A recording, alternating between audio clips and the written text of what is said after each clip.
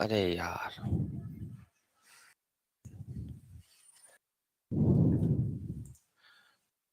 कैसे हो गया?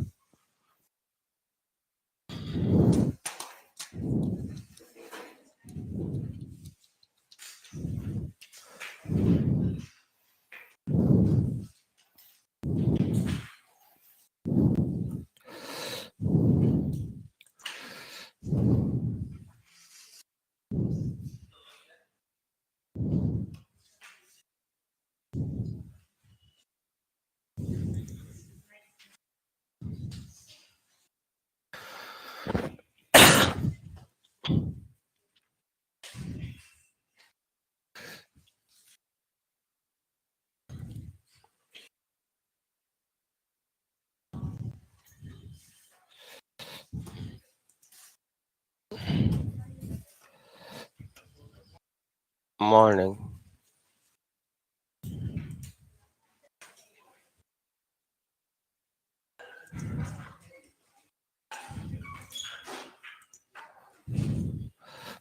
Good morning, online people. चलिए, so let us begin.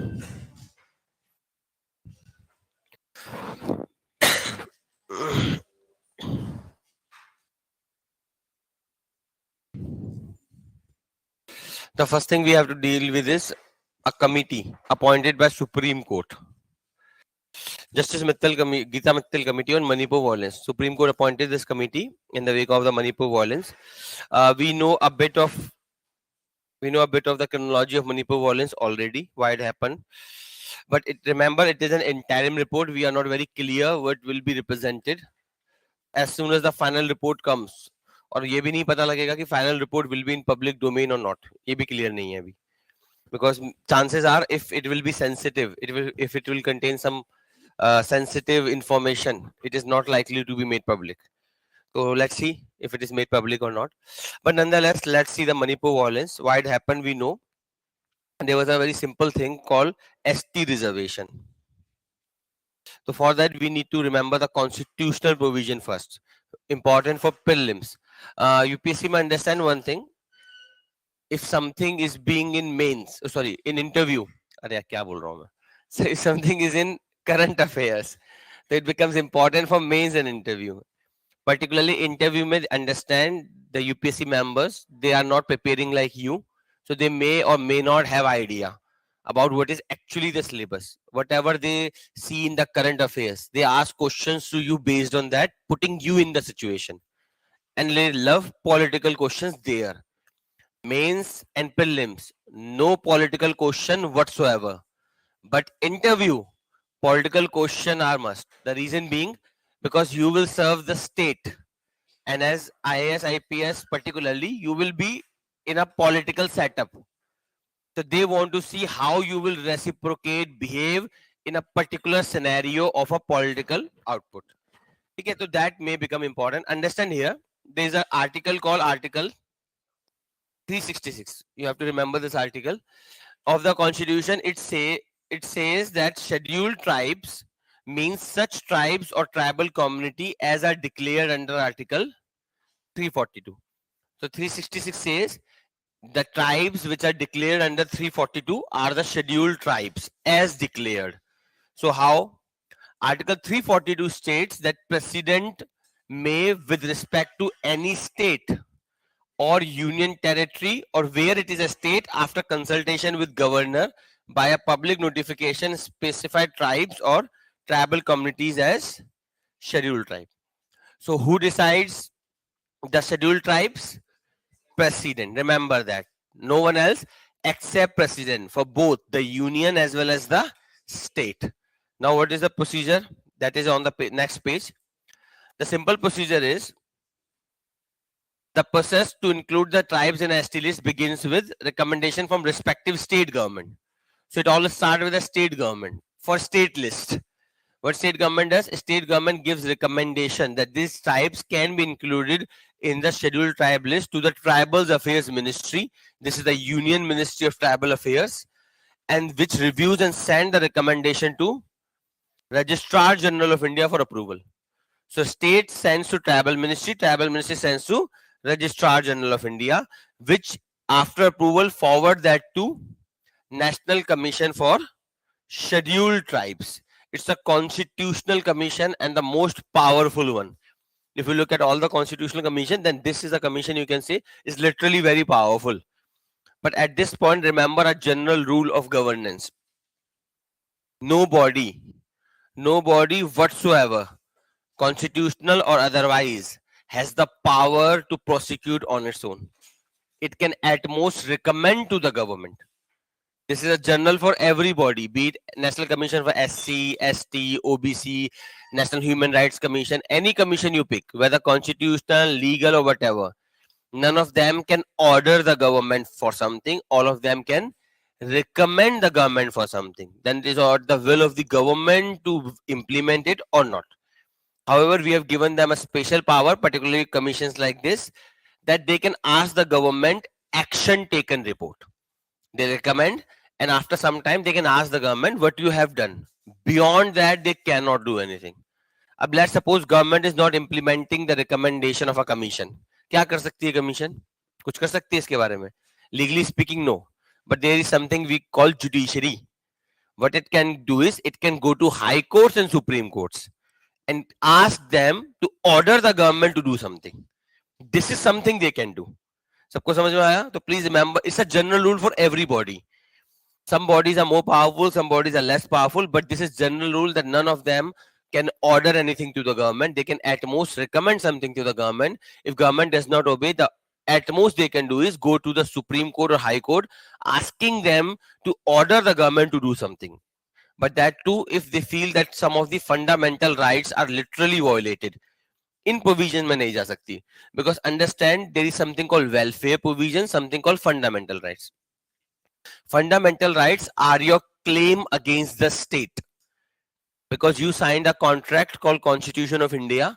In that contract you said all the powers are with the state, then I want limitations on your power, and those limitations on power are called rights. So fundamental rights if are violated, then these commission can go to courts and ask them, please order the government to do something. Otherwise, for welfare provision, they cannot, because court cannot order any welfare provision. Court can protect your fundamental rights, but court cannot say to the government, give this person job, give this person reservation, give this person an exclusive seat in metro. ये सब वो नहीं कर सकता. Please remember this distinction. Courts can order to enforce fundamental right, not affirmative actions. But हाँ, court ये कर सकता है, it can make sure if government take an affirmative action, there shall be no discrimination. If government says I will provide food, so government cannot provide food based on religion, caste, class, sex or place of birth. सबको समझ में आया? Please remember these distinctions constitutionally speaking. So this is the procedure. State government recommends to Tribal Affairs Ministry to Registrar General, and then to National Commission for Scheduled Tribe. Finally, it goes to the Union Cabinet, and Union Cabinet approves. Now comes the question: once the list is prepared, who will add or delete the entries? Who do that? Parliament. No, please remember this. मैं फिर बता रहा हूं.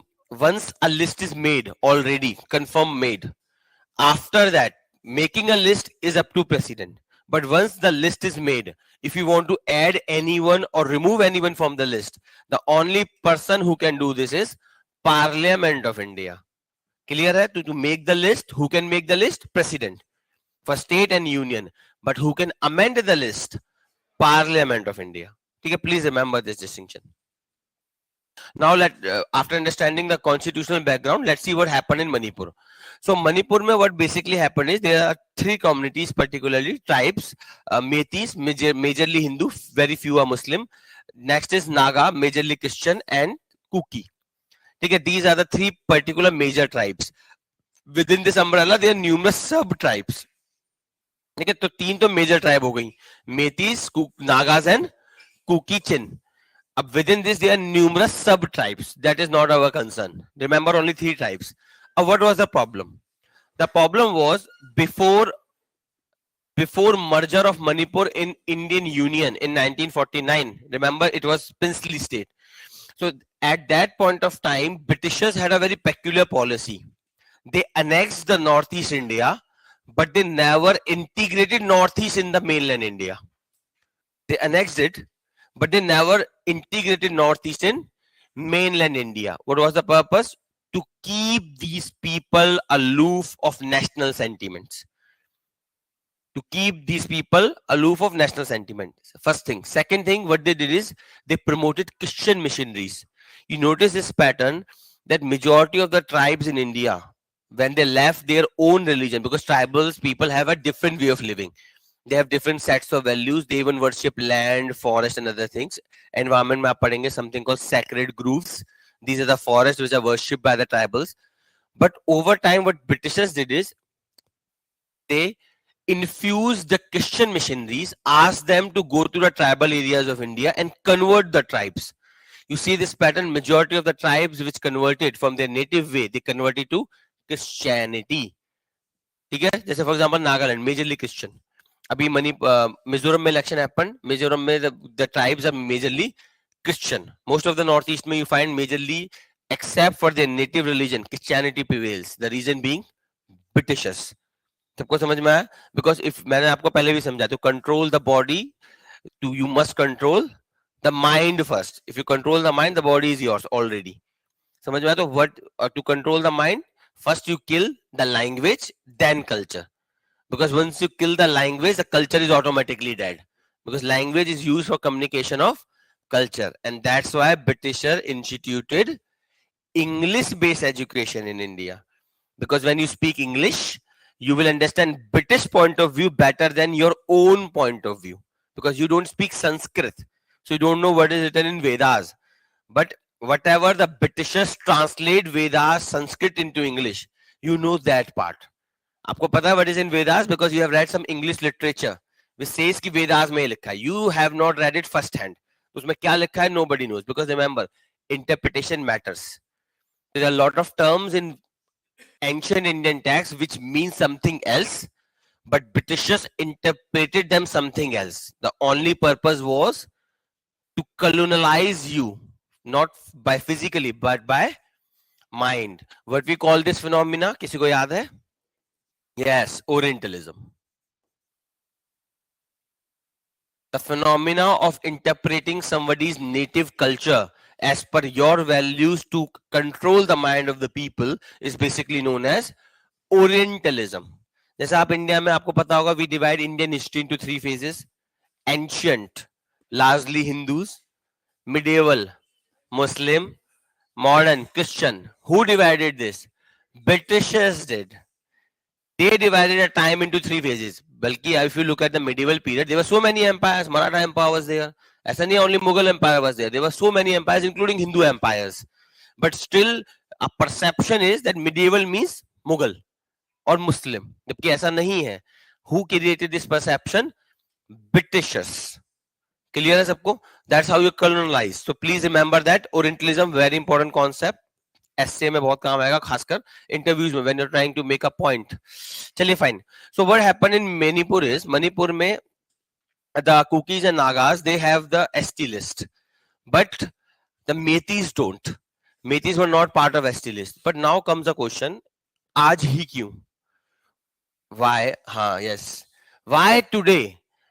If you have to make this demand, and that to this vehemently, that you are bringing a state to a civil war, then there must be a very strong reason. You could have asked this in 1949 also. अचानक से इतना pressure क्यों आने लगा? Because if you remember, economics में something we study called structural unemployment. Structural unemployment means where jobs are in the market, but you don't have the skill set to match the jobs.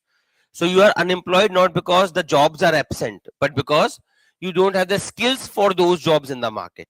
You have different skills and jobs are of different skills, and economy it keeps on happening. So large number of Indians are structurally unemployed. The prime reason you will study in governance, India's education system is pathetic. It believes in rote learning, clearing exam. It focuses more on knowledge, clearing exam than skills imparting. That's the biggest weakness in India's education system. That's why if you read any current affairs newspaper about economics, the one complaint all capitalists of India make is that we produce graduated idiots. They are graduate, they have degrees, but they don't have the skills. What should I do with these people? इसीलिए government of India provides you training. Government job में आपको 2-3 साल की training होती है. Same goes with private jobs. Private job में nobody hires you directly into a job, they hires you as a trainee. जबकि ये नहीं होना चाहिए. You should have been trained already in the college. You should be readily available to work. पर ऐसा India में नहीं होता, because India's education system is skewed. The lab to land connect is very less. यहाँ तक clear है सबको? So you're structurally unemployed. Then what you do is you burden agriculture. Because those who cannot get jobs in private sector, they go and they say, are like, we have a farm, let's do this. This is the problem, that India's farming sector is a victim of कैसी unemployment? Disguised unemployment. In a farm household, there are 6 people, all are working on a farm. Jabki there is a requirement of 3 people at most. Those remaining 3 people, if they get employed in some other sector, may manufacturing, services, whatever, so it will diversify the income of the farming household. They will not demand MSP. The reason farmers demand that government provide us MSP as a guarantee is because they are fearful. They are fearful of losing whatever little wealth they have. And the reason is no diversity of income. Entire family depends on a farm. सबको समझ आया? Majority of India's farmers are marginal and small. Marginal small definition is less than 2 hectares. ठीक है, definitions याद रखिए, prelims में काम आता है. Prelims में UPSC की in play. Small and marginal farmers means less than 3 hectares. You are like, हाँ ये तो सुनने में सही लग रहा है. नहीं है. The limit is 2 hectares. Please remember that. Those who cannot do the agriculture starts sell businesses, small shops, kirana store, whatever you start. Some sell business become big, but they are very few. Remaining businesses remain marginal. They eat, they work daily, they survive daily. Up the people who cannot go here, something called disguised unemployment, and here self-employment, those people start preparing for government job, because government job has a particular scenario. It requires knowledge, not skill. You pick any government exam, they all check is whether you know this concept. They don't know whether you can know the applying this concept in real life. जैसे for example SSC, majority of India's bureaucracy, IAS को मैं count नहीं कर रहा, it is less than 1% of entire bureaucracy of India. The remaining bureaucracy, 99% bureaucracy, are recruited by exam called Staff Selection Commission. There is a commission of Government of India called Staff Selection Commission, which recruit 99% of the bureaucracy. That people give standard exam, English, aptitude, maths, reasoning. Bas. Ab, imagine you are recruiting income tax officer, you are recruiting CBI officer, you are recruiting customs, you are recruiting so many officers, and you are asking them maths, reasoning, English. What that person will do with that knowledge in his or her field. So for that, government provides training. So that's why majority of the people prepare for government exam. The reason being, they require knowledge, not skills. Private में उल्टा है. Private में nobody cares about degree. When you will start doing jobs, you will realize this. They literally don't care about degree. They all care about is your knowledge. When you will go to interview, degree बस आप लिख दोगे ना, वो मान लेंगे. If you can answer. They will not ask, show me the degree, मैं check करेगा. जैसे government check करती है. They don't check it. They are like, if you have the skills, I don't care. आप 7वीं पास हो, मुझे फर्क नहीं पड़ता. But if you have the great skills, I will hire you. This is a question somebody asked to Anand Mahindra, the Mahindra founder chairman. So, sir, what was your marks in 10th or 12th, whatever? He replied, the stage that I am in, experience matters, not the marks. The thing is, private में हर जगह यही है. Nobody cares about your degree. आपके लिए degree कुछ होती है, काम कुछ कर रहे हैं. It's very common in private. Because your skills के basis पे काम होता है, and there is no limit to growth in private. Literally for the really skilled people. When I say skill, I'm not talking about technical skill. I'm talking about technical plus social skills. Remember, 90% of your growth or your demotion or your ungrowth will happen because of social skills. You may be most talented person on earth. Without social skill, believe me, you will not rise. Clear hai? So government jobs. अब problem क्या आ रही है? Since 1991, we have neoliberal governance.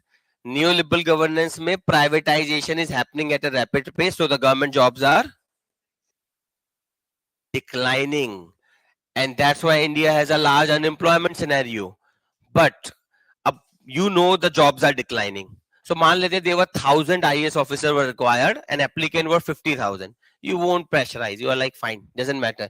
Even if 50% reservation is there, there's sufficient job for me.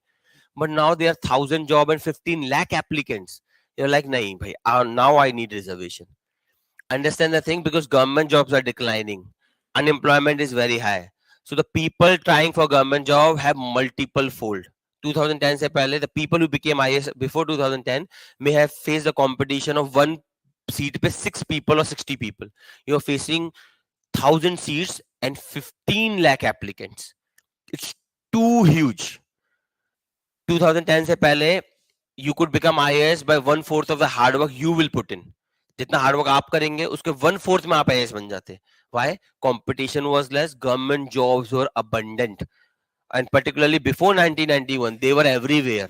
Literally, there was scenario, you can ask your parents or somewhere. ऐसा scenario होता था, if you go to interview, वो कहते थे भाई किसी और को जानता है उसे भी लिया, यहाँ 2 vacancy और है. This used to be the scenario in government job. There were so many jobs and less applicants. एक व्यक्ति के बाद 6 जॉब हुआ करती थी. He used to choose कहाँ जाऊंगा.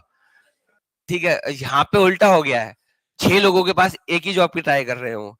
सबको समझ में आया? Now when this is less, you demand reservation. This is what you are witnessing in the country. The upper caste, which never demanded reservation, the upper caste which resented reservation. Upper caste feel that people having reservation are less talented.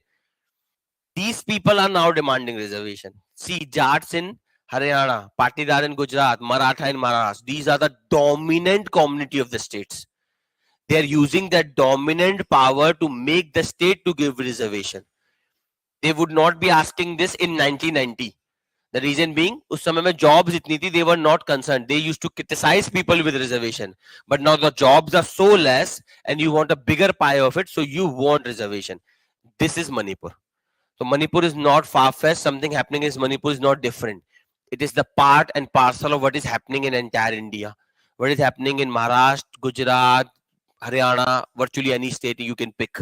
Same thing is happening in Manipur. But problem is that Manipur went into ethnic question also. Same thing are happening in other states also. But Manipur went into the ethnic question. Why is it so? Because there are 3 tribes out of which Meiteis, Kukis and Nagas. The thing is, the Meitei dominates. Meitei is the most powerful community in Manipur and they dominate the entire affairs of the state. So out of 60 seats there, 40 seats are in Meitei's control. So Meitei has disproportionate power on legislature. Second thing, economic. आपको पता है, if Meitei get affirmative actions granted to ST by the constitution, same job wala scenario. Kukis and Nagas feel, chalo fine, if they control state, they control legislature, at least we control bureaucracy. The reason being, we have reservation, they don't. So we use ST reservation, they cannot use ST reservation. But if they get ST reservation, तो पूरी state पे ST reservation होगा. But तीन ही तो community है, तीनों के पास ST reservation है. Then all of them will have the ST reservation. पता नहीं general कहाँ होगा वहाँ पे. I don't know. ठीक है. So they are concerned about this. They are concerned about the economic dominance, particularly the bureaucratic dominance of Meiteis. ठीक है. Third, next thing, Manipuri, that is particularly spoken by Meitei, is also the part of 8th schedule of the constitution. What is 8th schedule? It lists the languages of India. Okay? 22 languages, which are not national languages. Keep that in mind. They are recognized languages. India has no national language as of today. India has 2 official languages, Hindi and English. Official means that is used for the communication of government. India has no national language, 0, and India has 22 recognized language. These are the language in which you can give UPSC paper. UPSC ka paper means mains and interview. You can give in 22 languages. These are 8 schedules language. Clear hai yahan tak? So Manipuri is in 8 schedule. It means whenever the lingua franca or the national language of India will be developed, Manipur will be the part of it. Manipuri. The constitution says that these are the 22 languages in the 8th schedule. Whenever the government decides to create a national language, they will appoint a commission In that commission, people from these 222 languages will be there, experts, linguistic experts. They will create a new language for India, new grammar, new everything. And languages हर बार बनाई भी जाती हैं, तोड़ी भी जाती हैं. For example, even for movies you make languages. जैसे आपने बाहुबली मूवी देखी होगी, जो भी थे वो faction वाले, that language was literally made with a vocabulary and a grammar. Same if you have seen Game of Thrones. Game of Thrones is a US program. For that they make a special language. So ऐसा नहीं है language बनाई नहीं जाती. Over time, for if we can make new language for movie and for shows, we can certainly make a new language for a nation. ठीक है, तो it can be done in future. So imposition of Hindi is not required. चलिए, next, eviction notice. This was the immediate reason. Why ethnic clashes erupted in Manipur? The immediate reason was this. पहले क्या होता था during Congress government? देखिए, BJP के साथ there is a problem. BJP plays a politics of religion. It tried to concentrate Hindu vote bank. मैंने आपको समझाया था. BJP tried to concentrate Hindus as a vote bank and divide Muslims and other communities into factions. Congress plays it other way around. Congress plays caste politics. Congress tries to divide Hindus into caste and unify minorities into a vote bank. BJP plays the counter. What happens is, till the time Congress was controlling Northeast, the Congress always used to have a minority chief minister. Even the Metis, who were the majority, the chief minister was used to be Naga or Kuki. So they never resented the control. They were like, chief minister to hamara hai kam se kam, even though majority of the people in legislature are Meti. BJP ke time pe kya hua? Because BJP plays the politics of Hindutva. So since the BJP has come to power, it has started appointing a Hindu chief minister. सबको समझ में आया? तो it was a psychological damage to the community, particularly Nagas and Kukis. They were resenting this power change. They were resenting Hindutva politics. They were resenting concentration of power in the community called Meti. This was the biggest resentment. And recently what happened, as soon as this government came into play, this is the new government, Hindu government, they put on eviction notices. The government since August 2022 declared 38 villages in this protected area, largely inhabited by Kukis and Nagas, as illegal settlement. So the second they came into power in August 2022, what they started to emphasize the villages in this particular protected area as illegal settlement. So it means those people were started to get evicted. Pehla, you lost your chief minister, which was giving you psychological security. That is the reason I told you, no, we have a ST president. Why the Modi government made an ST as the president? Because Modi government was too much criticized for favoring the upper caste. हमेशा criticize की जाती है. So they were trying to signal to the people that we are not only upper caste. That's why they made first SC prime minister, then SC president, then ST president. It was a political choice to signal that I am not against SC STs. पर यहाँ पे क्या हुआ? You lost. तो वहां पे देखिए, by making Murmu the president of India, are all STs empowered in India? अब उनके साथ कोई discrimination नहीं होगा? बिल्कुल होगा. But psychological security भी कोई चीज होती है.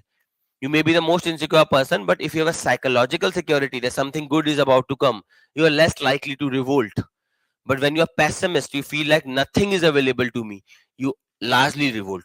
So they had a chief minister, that's why they were not resenting. Plus, the government was not carrying out these kind of actions. Pehla to they lost the chief minister, then they lost their dominance over the state by Hindutva politics. Third, they lost their land. Then the fourth and the last nail in the coffin was High Court order. The High Court ordered the government of Manipur to send the recommendation to the union government for including Metis in the ST list. Pehla number, this was not within the power of High Courts. मैंने starting में ही आपको समझाया, High Courts or Supreme Courts, they can protect your fundamental rights. They cannot order affirmative actions. Affirmative actions are the power of the state. It's a discretionary power of the state. आप demand नहीं कर सकते हैं. You cannot go to a court demand that I want reservation. You cannot go to a court demand I want food. You cannot go to a court demand I want water. These are discretionary power of the state. You can demand that from government because you give vote to them. but you cannot say to the court or High Court or Supreme Court, please sir, order the Government of India to provide me reservation. Malala Jat cannot go to High Court or Supreme Court and say to those people, please order the government of Haryana or government of Union of India, please provide me reservation, because these are discretionary power of the state, not your rights. तो जो high court का order था वो गलत था, legally speaking. It should not have ordered this. But remember, मैंने आपको हमेशा समझाया, जजेस are the part of society. आसमान से नहीं गिरे हैं वो लोग. These are the people embedded in the society. They have the same morality as of the society. So all the biases that you people possess, the judges possess. So they also were biased. They were like, चलो मेथीस को reservation दिया जाए. सबको समझ में आया? Legally wrong order. That the Manipur High Court had no authority to say to the government of Manipur, send the recommendation for Methi ST list to the union. Government चाहती अपनी मर्जी से भेज सकती थी. अब जैसे ही ऑर्डर पास हुआ, the Kukis and Nagas started a protest, and that protest over time turned violent. How it turned violent? That's come to social media. मैंने आपको बताया, the biggest danger to Indians or to entire humanity. There was a particular person from a Methi community. He posted a burnt out girl. She was burnt, wrapped somewhere. And he said that the Kuki community or the Naga community, they raped her, mutilated her and burned her. Jabki she was honor killed in Rajasthan. Rajasthan में the family honor killed her for जो भी love affair वगैरह जो भी scene रहा होगा. तो the wrong post was made. But इतना verify कौन करता है आज के समय में? You are like forward करो, माता की कृपा होगी, हो गई कृपा. So the problem is people keep on forwarding without verifying what is shown in the post is correct or wrong. So that created a wildfire. People got angry. They started, the protest happened, the video came and counter protest started, and those protests turned into a violent clash. Ultimately, more or less a civil war. क्यों हुआ, किस लिए हुआ? तो who is to blame here? पहला, the High Court. They should not have set the order. It was the power of the government. If government signed it, it's its will. People protesting against the government, their right. The High Court should not have said it. Second thing, it is a part of a bigger problem. Don't think it is Methi's problem. It's India's problem. This is problem we are witnessing around India. वो बात अलग है कि मणिपुर में it went to the stage of civil war, but the remaining state, beat Haryana में बगा कुछ साल पहले बहुत गंदा वाला riot हुआ था. For same reason हरियाणा में हुआ. Gujarat, you can pick any state of India today and you will find the same scenario. The dominant community which control the state power is forcing the government to provide reservation. So where is the core of the issue? Economy, unemployment, joblessness, inflation hurting people, media not covering it, not showing. There is too much dissent on the ground. Keep this in mind. इसलिए आजकल आप देख रहे हैं politics कैसी चल रही है. पानी फ्री, बिजली free, cylinder free. Even BJP is saying this. The government which never gave anything for free is saying the same thing. Abhi Narayan Murthy, Infosys chairman, आज ही आया शायद उनका. He is like government should give nothing for free. होता है. जब आपके पास सब कुछ होता है तब आपको यही लगता है. गवर्नमेंट बनाई क्यों हमने? फिर मोदी जी को वोट दिया ही क्यों? अडानी को डायरेक्ट वोट दे देते हैं या इन्फोसिस के चेयरमैन को डायरेक्ट वोट दे देते हैं. He should run the government. This is the problem. When you are too rich na, so you think that people getting things for free are freeloaders. नहीं sir, आपसे ज्यादा टैक्स वो पे करते हैं. Remember Oxfam report. The 50% of bottom India has only 3% of national wealth. They pay 65% of GST. And this Infosys chairman type of people, the capitalists of India, they have 65% of national wealth, 10% of India, and they pay 3% of GST. So the common people pay more GST than Infosys chairman.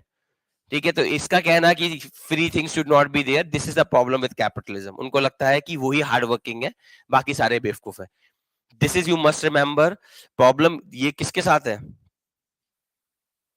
That's why neoliberalism is known as picks philosophy. Neoliberalism एक बहुत बड़ी problem है. Neoliberalism believes that hard work and merit is success. Neoliberalism के साथ problem क्या है? ये कहता है कि if you do hard work, if you are meritorious, you are successful. अब प्रॉब्लम इज, मैंने आपको पहले भी समझा, success is a composite parameter. Hard work is just one part of it. There are numerous parameters. Now imagine a girl born in 18th century America. She wanted, Hillary Clinton मान लेते हैं, who fought for the presidential election. She served at very good position in government. If she would have been born in 18th century America, she would have served anywhere. Not at all. Women were not having the right to vote. She was equally talented, but the problem was she was born at a wrong time. The time was not suitable for her success. So she has hard work, she is married, but she does not have environmental conditions. So the problem neoliberalism has is, it says the people who are successful is because of their merit and hard work.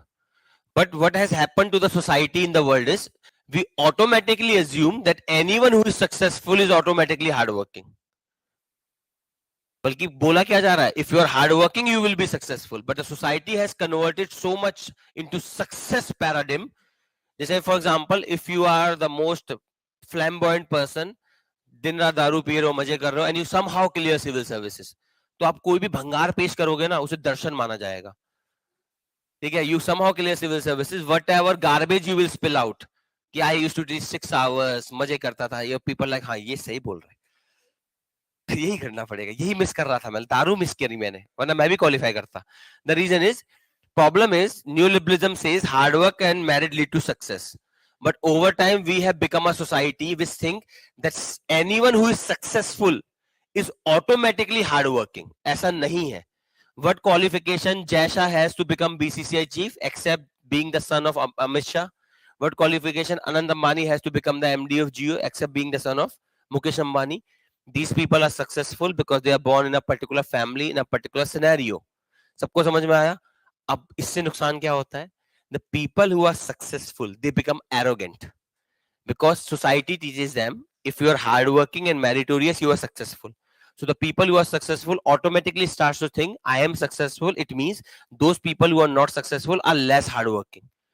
I clear civil services, it means I am very talented. The people who could not clear civil services are idiot. ऐसा नहीं है. They may be more hardworking than you. Something did not work for them. हो सकता है interview में गए थे, boyfriend से लड़के पहुंच गए, माइंड वैसे ही खराब था, ऊपर से चेयरमैन नॉनसेंस सवाल पूछ लिए, आपने बोला मैं जा रहा हूं, निकल रहा हूं. नहीं होता है, mind, state of mind is not exact every time. ठीक है, you were going to interview, some bad thing happened in the midway, मान लेते हैं योर कार ब्रोक डाउन, आप पहुंच ही नहीं पाए इंटरव्यू में. It was not your fault. बहुत बच्चों के साथ होता है. There was a kid who committed suicide 2020 में. It was his last attempt और उसकी किस्मत इतनी खराब, he attempted first paper correctly. 2 paper होते हैं ना, तो there is a break in between. अब सेकंड पेपर में he lost his admit card.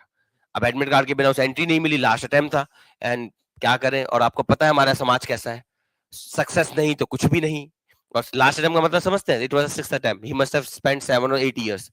तो अब वैसी बात है, ऐसी सोसाइटी ऐसे लोगों को कहां बख्शती है, उसकी जान ले लेते. Ultimately he committed suicide. उसने कहा आप मारो, मैं खुद मर जाता हूं. Problem here is, that is why you have suicides in Kota also. The society pressurises so much that you think committing suicide is an easier option than saying to my family, Papa, I failed. The problem, it is all happening because of neoliberalism. So the core of the problem we have, Manipur तो एक symptom है, Haryana symptom है, Gujarat symptom है.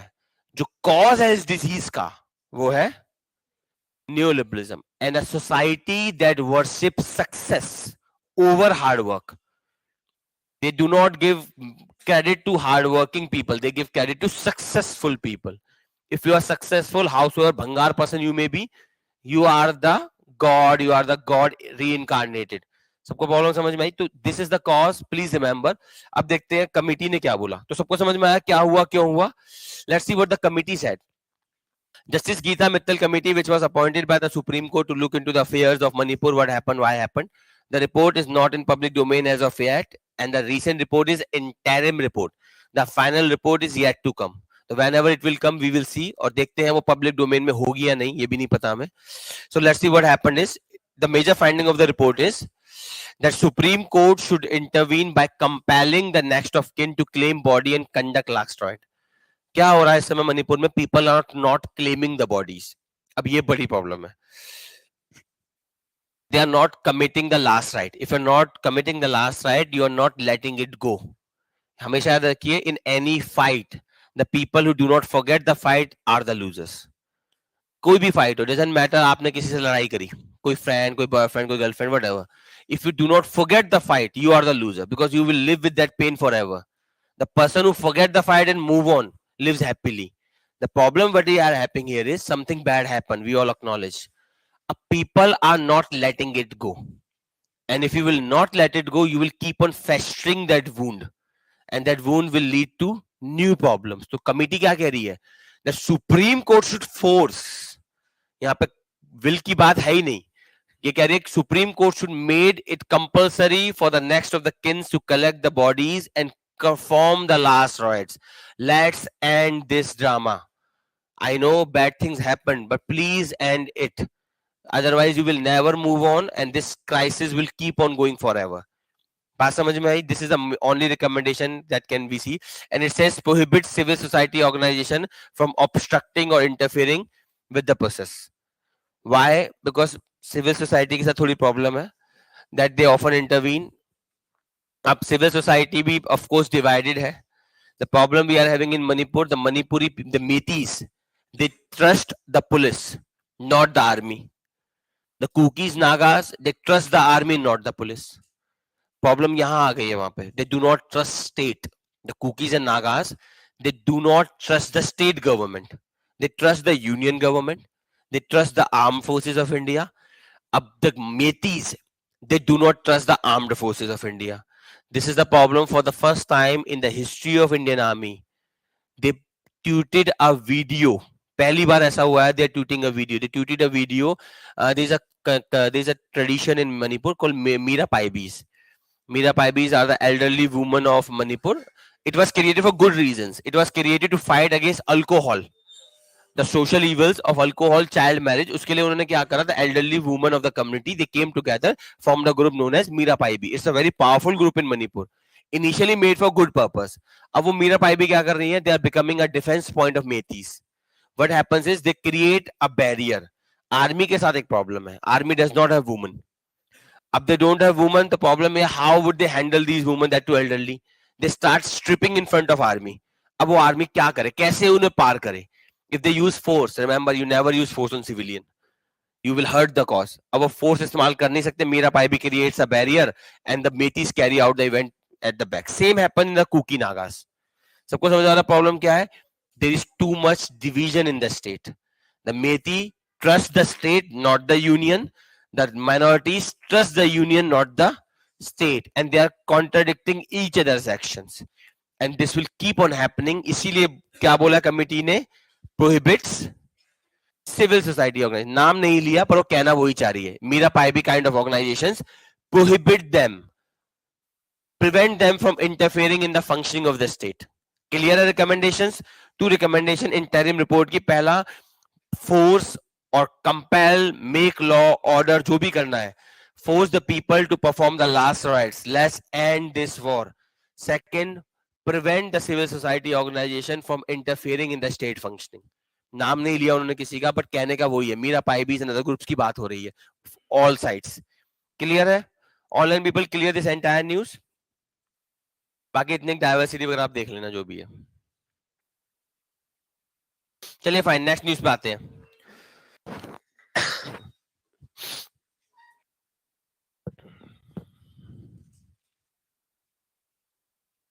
The next news that we have is state-wise disparities in MGNREGA social audit. A very beautiful scheme, MGNREGA.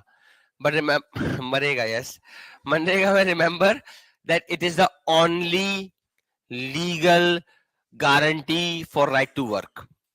Only legal guarantee for right to work. India में एक लौती legal guarantee right to work है, that is MGNREGA. So अब इसमें क्या हुआ है? Social audit क्या होता है? उससे पहले let's see some provisions of MNREGA, फिर हम आएंगे सोशल ऑडिट पे. अबाउट मनरेगा.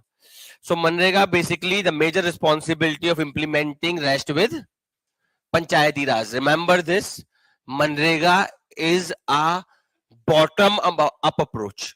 इकोनॉमिक्स जब आप पढ़ते हैं तो we study something called developmental plans for India, starting with आपका Nehruvian plan, Gandhian plan, Bombay plan, different plans over there. Gandhi envisaged a system. Gandhi believed that India lives in its villages And if you really want to develop India, you should develop India's villages first. Something he called village republic. Kind of Gram Swaraj. You have to have a village republic. The village should be the development center. But because we had Nehru in power and Ambedkar, Gandhi was executed and Patel was died. Okay, Patel had natural death and Gandhi was executed. So these two towering personality were not available. अगर गांधी जिंदा होता तो हो सकता था he could have influenced Nehru and Ambedkar to bring village republic. But he was no longer available. तो आप मर गए तो कौन सुनता है आपकी? तो ultimately Nehru was there and Ambedkar. Ambedkar hated India's villages because of casteism. Ambedkar believes that Indian villages are the harbinger of casteism. So he hated. Nehru was inspired by Chinese and Russian model. So he wanted a centralized development model. Because of this, we adopted top-down approach. At top, you had something called Planning Commission, assisted by National Development Council, headed by Prime Minister. So Planning Commission used to decide everything and it used to percolate to the bottom. MNREGA Gandhian philosophy का example है, where the everything rests with panchayat. It is bottom up approach. Finances come from the center to the state to the MNREGA पहले. अब एक नया model आ गया है direct benefit transfer का. Now what government has done, it has pooled all MNREGA fund into a source. एक fund बना दिया मनरेगा का. Both union and the state government put money there. Whichever villages need the money, they can directly withdraw. पहले क्या होता था? Center used to release the money, it used to go to the bureaucracy, then to the state, then state bureaucracy, then to panchayat. जाते जाते कुछ बचता ही नहीं था. Very famous quote of Rajiv Gandhi: "I send 1 rupee, 10 paisa reaches to the bottom." He openly said this. I send 10 rupee from here, 10 paisa reaches to the bottom. उसको delete करने के लिए, उसको avoid करने के लिए, what we have done is DBT, direct benefit transfer, also known as Jandhan, Aadhaar, Mobile, JAM Trinity. Because of this, entire money is pooled. Now, whichever panchayat need the money, they can directly access the money from the pool. No bureaucracy involved. अब आपको किसी के DM, CM office जाना ही नहीं है, because you can directly access the money. Very good initiative combining with. So please remember this point that Manrega is operated by panchayat, not the state, not the union. Okay? Please remember that. It provides at least how many days of employment? 100 days. It provides at least 100 days of guaranteed wage employment in a financial year. But remember, to whom?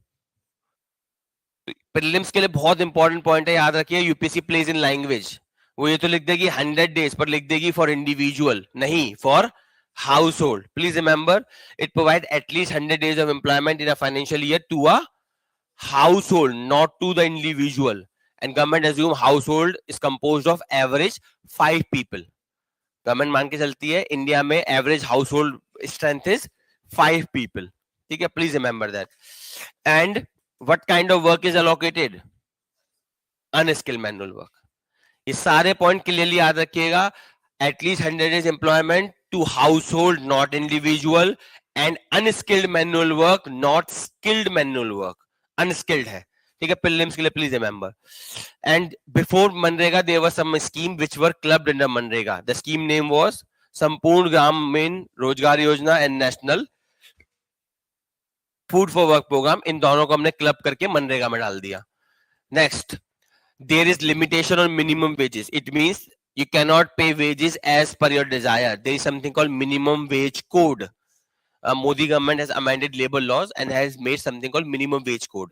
तो minimum wage code में union government sets a minimum wage. उससे नीचे आपको payment नहीं मिलेगा. That is minimum. If state government want, it can give extra. मान लेते हैं government says that there will be 100 rupees मान लेते for 6 hours of work creating a well. You create a well for 6 hours, you will get 100 rupees per labor. So this minimum. State government wants, it can make it 150, but it cannot make it 99 rupees. सबको समझ में आया? So there is a minimum wage as decided by whom? The wage code. कौन decide करता है minimum wage? Wage code. And the wage shall be paid by gender equality. ये बहुत अच्छा provision है. Whether a woman works as a labor or a man works as a labor, both shall get equal pay. ठीक है, very good provision. Next, and तो सबके role याद रखिएगा. Who implements the work? Panchayat. But who maintains the record और measures the work? State.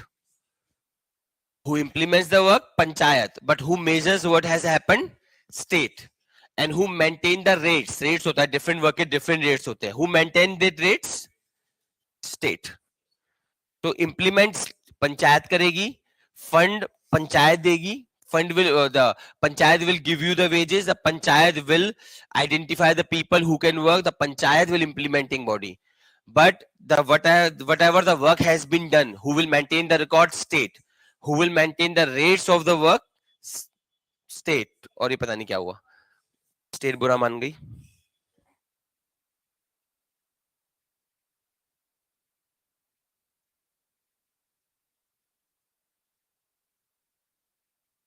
ठीक है. And it, I told you, no, it's a right to work guarantee. Why? Because it provides unemployment allowance. If you ask, means if you go to a panchayat and you say, sir, I want some job, some work. If they are unable to give you any work, then they must pay you an unemployment allowance if the work is not provided within the statutory limit of 15 days. मतलब आपने आज अगर demand करा है तो within 15 days या तो मैं आपको कोई काम दूंगा, panchayat, the sarpanch. If I am unable to give you any work, then I will compulsorily provide you an unemployment allowance. Clear सबको? Very good scheme. ठीक है. और मैंने आपको बताया दिया, it is triggered by demand, supply based नहीं है. So few points we understood. Prelims level factor सारा, UPSC twist language. So please remember, who implement MNREGA? Panchayat. Who maintain the works? State. Who maintain records of rate? State. ठीक है. And is it a supply led initiative or demand led? Demand led initiative. The state will not give you job until you will come and ask for a work. And if the work is not provided, you must be given unemployment allowance with gender parity within 15 days. And at least 100 days of work is provided in a financial year. All these points are prelims level. ठीक है. अब आते हैं social audit पे. What is this drama called social audit? चलिए social audit पे शुरुआत करते हैं. About social audit. Then we will come to what is in the news. Of what is social audit? Actually, social audit means when people collectively monitor and evaluate the planning and implementation. This is exactly what Gandhi envisaged. मैंने आपको बताया village republic. Village republic में Gandhi said the village will be the power center. The people will decide what I want. They will communicate to the panchayat. The panchayat will communicate to the state. The state will communicate to the union. And then they will work as the people demand. This is how you should have government. But I told you why we did not have this government, because Ambedkar did not like India's villages. Nehru had a different system. एक और problem थी. India, when we started the startup called India, there were too many problems in this startup.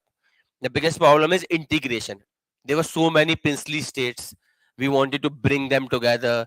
South में the language movement was going on. Northeast did not want to join India. Assam, क्या नाम है इसका? Jammu Kashmir drama was going on. So there were so many dramas going on, and government thought at this juncture we should have more power with the union and least power with the panchayat. Panchayat थी नहीं virtually. But now we should reverse this. Ab we are 75-year-old mature democracy. I don't think anyone want to leave India. They want special rights within India. कोई majorly India को leave नहीं करना चाह रहा. So what we should do is, it's high time we should amend the constitution and implement what Gandhi decided or what Gandhi wanted. We should empower panchayat. They should have maximum powers. क्योंकि the sarpanch lives in your area, is your friend, is your relative. The sarpanch is near to you. The panchayat is near to you. And above that, we should empower gram sabhas. gram sabha क्या होता है? Everyone who is in a village, मान लेते हैं पंचायत में there are 5 villages. So every adult individual of that 5 villages can come together at a place and can discuss, debate, and can issue any recommendation to panchayat. So the maximum power should be with gram sabha. The people of that village sit together, decide about their future, tell that future to the panchayat. Panchayat should tell that to the state and state should tell that to the union. That's how we should have India today. Clear as sabko? This is the reform you can write anywhere. Please remember that. But anyway, so this is a very good initiative. In this, the people, they come together, they monitor and they evaluate the planning and implementation. कोई सरकार evaluate नहीं करेगी. The government मान लेते हैं has issued, the union government has issued 100 crore rupees to Bihar for some Manrega work. So the Bihar government will not evaluate whether those work has happened or not. कोई DM वहां जाके check नहीं करेगा. कौन check करेगा? लोग खुद check करेंगे. कैसे चेक करेंगे? You can form NGOs. You can form a collective grouping. And then you will get registered with the government that we are a NGO and we are likely to evaluate the proposal in this. ग्राम सभा भी ये काम कर सकती है. मनरेगा में ग्राम सभा के पास ये पावर है. The ग्राम सभा of a village or of number of villages, they will come together and they will see how much money came for Manrega, how much work was given, kitna hua, kitna nahi hua, everything Gram Sabha will do. And this is called social audit. Very, very, very beautiful initiative. Clear? अब इसे देख लेते हैं. It was initially started in Andhra Pradesh 2012-13 में start हुआ था. हालांकि MNREGA act में it was already present. MNREGA act I think 2005 में पास हुआ था, Manmohan Singh government. So it was already present in Manrega Act, but it was not very much implemented. First, it was started by Andhra Pradesh. Over time, various states started because Andhra Pradesh में जब इसे implement किया गया, they found literal improvement. They found that leakages decreased, corruption decreased, because when people have an eye on the work, they make sure the work is being done. और urban लोगों की तरह rural areas इतने greedy नहीं होते. This is a difference you will find in rural people and urban people. They are less greedy than the urban people. Urban people में grid corruption कुछ ज्यादा भरा हुआ है, ज्यादा पढ़े लिखने होने का नुकसान. This is a thing about knowledge. It is said knowledge amplifies your character. If you are bad, you will become Satan. If you are good, you will become God. That is what knowledge does. It amplifies your character. मान लेते हैं आप बहुत ही काया के लोग हो, तो what you want to do a good corruption. पढ़े लिखे नहीं हो तो छोटा मोटा करोगे, पढ़े लिखे हो जाओगे तो बड़ा करोगे, पर करोगे जरूर. But if you are a good character, पढ़े लिखे नहीं हो तो you will try to protect some people, थोड़ा बहुत कर पाओगे. But if you are literate, you are a lawyer, you can go to court, file petition and protect people. So knowledge के बारे में एक बात बोली जाती है, knowledge always amplifies your character. If you are bad, it will make you Satan. If you are good, it will make you God. Knowledge is that thing, and that's what we are doing. With social audit, you are empowered with knowledge because you can see what is happening. You will evaluate what fund came, to whom it went, what was done, how much it is completed. You approve everything. This is a very good provision of social audit. When it was done in Andhra Pradesh, the outcomes were very praising. Based on that, Ministry of Rural Development issued guidelines to all states saying, implement social audit in as many government schemes as you can. So Andhra Pradesh ने करके दिखाया कि it was very innovative and it was very good. It dealt with corruption, leakages. तो उसके बाद Ministry of Rural Development issued orders to the state, guidelines. Order तो नहीं कर सकती क्योंकि federal system है हमारा. They issued guidelines and said, please implement this in as many schemes as possible. Right now, it is also implemented in midday meal.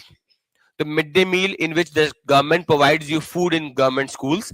It is also panchayat run initiative. याद रखिएगा. ठीक है सबको, मतलब हर स्टेट में नहीं है, कुछ स्टेट में पंचायत को पावर नहीं दी गई है, but nonetheless कुछ स्टेट में है. So this is what we have. I told you who is entitled for social audit in Manrega? ग्राम सभा. Social audit very important. Please remember this governance के लिए.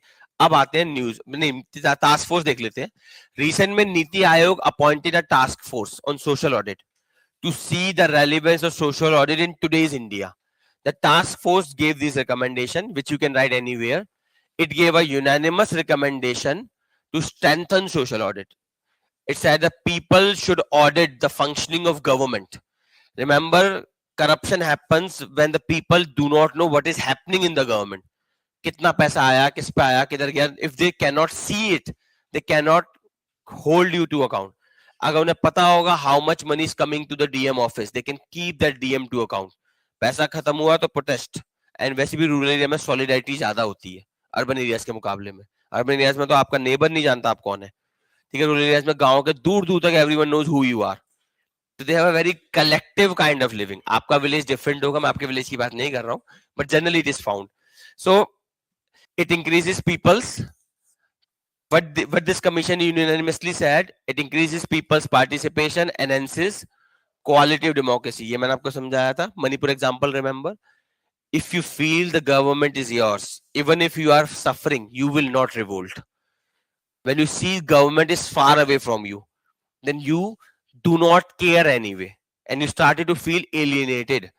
इसलिए आप नोटिस कीजिए, wherever you have tribal areas, Naxal areas, there the nota is the most pressed button. Voting list में you have a nota. Nota means none of the above. If you use the usage of nota, the maximum it is where? In tribal areas and Naxalites areas. What it highlights, the people at that area are angry with government, and they're angry with every party. बस मैं NOTA का use ये बताता है ऐसे इलाकों में, बाकी इलाकों में ऐसा नहीं होता. तो गवर्नमेंट अगर आपके पास है, if you feel the government, if you feel that government is providing you something, you don't resent. And this is the problem that social audit can deal with. That's why he has said that quality of democracy will improve. बाकी चीजें तो common है. It will increase transparency, accountability and deal with corruption and minimize leakage. ये तो common चीज है. Because more than 50% of the government of India's budget or any state government budget goes to welfare schemes. जैसे हमारे नारायण मूर्ति जी बोलते हैं freebies, Modi ji बोलते हैं freebies, welfare schemes. So which 50% of the government money goes to welfare schemes. So it means the people should know it's their money, where this money is going to whom. ठीक है. अब आते हैं, तो सारा समझने के बाद लास्ट आते हैं न्यूज क्या थी स्टार्टिंग में. After understanding what is social audit, what is MGNREGA and everything, now see this. Kerala, also known as the God's own country. It is the only state. Kerala is the only state in India with 100% literacy at primary level. Only state in India with better gender ratio, biased but in favor of female. It is more female than male. What it highlights, and it has better family planning also. The total fertility rate, I think, is 1.3 or 4 something, very less in Kerala. So what Kerala highlights? Kerala highlights one thing very clearly. With good and quality education comes everything. अब UP Bihar में एक common चीज है. What they do is, panchayat में they have a condition that if you have more than these kids you can not participate. कई जगह पे drama चलता है. हरियाणा ने भी कोशिश की थी. You are forcing people to adopt family planning by preventing them their right to representation. It will not work. Provide them education, अपने आप हो जाएगा. Kerala has shown this. When education rises, everything rises. That's why Kerala is also known. मैंने नहीं कहा केरला में problem नहीं है, केरला में है. हर स्टेट में प्रॉब्लम होती है. Every state has problem, every society has problem. Kerala also has some problem, but those problems are not as bad as you see in North India. Clear? And the only reason Kerala has been successful in doing this is because of education. The only thing you can pinpoint, and that is why Kerala stand out as a sole state. देखिए, remember Kerala is the only state in India which has achieved इसमें पूरा नहीं लिखा है, it is 100%. Kerala is the only state in India which has achieved 100% social audit in all villages. Means every village of Kerala mein there is social audit conducted by the people in MGNREGA. So very good initiative.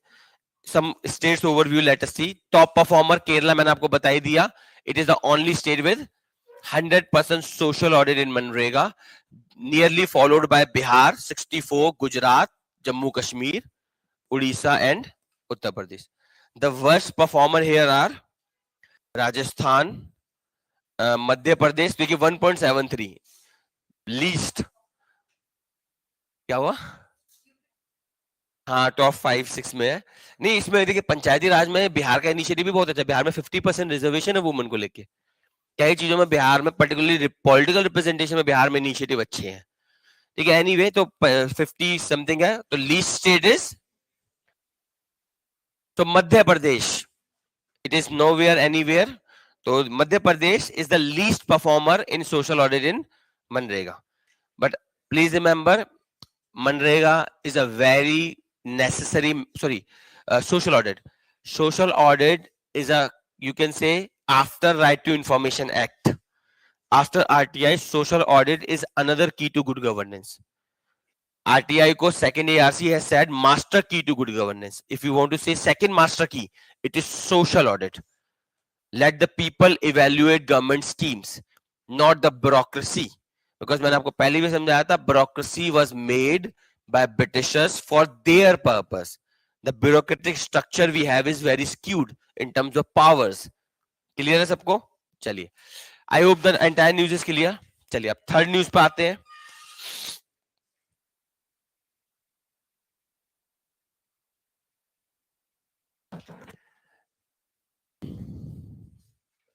ये कुछ points हैं, वैसे आप पढ़ लेना, मैं एक बार जल्दी से रिपीट कर देता हूं. मैंने आपको बता दिया, gram sabha carry out social audit in MNREGA, and under that law MNREGA every state shall establish independent social unit. Independent social unit मतलब NGO, social groups, not bureaucracy. That's very important here. And funds equivalent to 0.5% of Manrega. The entire Manrega expenditure का 0.5% is given to these social units for their working. Very good initiative. And who sets standards of evaluation?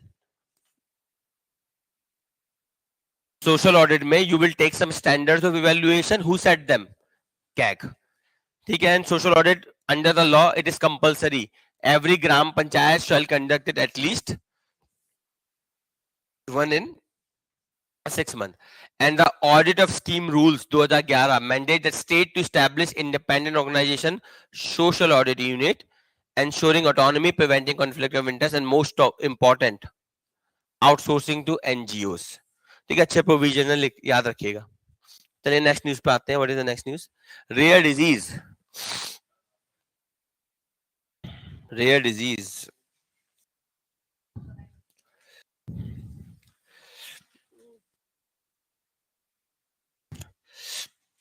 So there are some diseases which are known as rare, also known as orphan.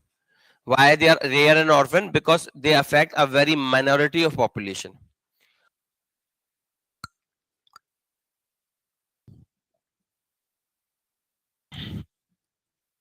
इसमें एक चीज याद रखिएगा, the problem we have in the world is that majority of the disease affect developing countries, but the majority of research and development in medicine happens in developed countries, because research and development is a costly measure. You invest crores of rupees for some drug candidate and there is no guarantee you will get a drug out of it. कई बार क्या होता है, you spend hundreds of crore rupees and at the end of the day you find nothing. Research and development is a costly thing. India cannot do that. अब थोड़ा बहुत हम करने लगे हैं. We have created corona vaccine. उससे पहले we created diarrhea vaccine. आपने सुना होगा Rotavac and all these vaccine we created. So now we have started creating vaccine because India has sufficient money for research and development. Not that much, but ठीक है. But what we are good at, we are good at mass manufacturing. There were two options to India when India got independence. एक, invest in research and development, make medicines. दूसरा, that whatever little money we have with such a huge illiterate underdeveloped population, let's manufacture medicine at mass. So we adopted second option, and that's why India is now the world's, I think, 5th or 6th largest supplier of medicines in the world, with around only 1% of world GDP, world support to research and development. Research and development में हमारा support लगभग 1%, उससे भी कम है दुनिया का. लेकिन उसके बावजूद भी we are the 5th or 6th largest supplier of medicines in the world based on something called generic medicines. Generic medicines are the medicines which are out of patent. Patent is a guarantee you get when you innovate something so that nobody else can use it.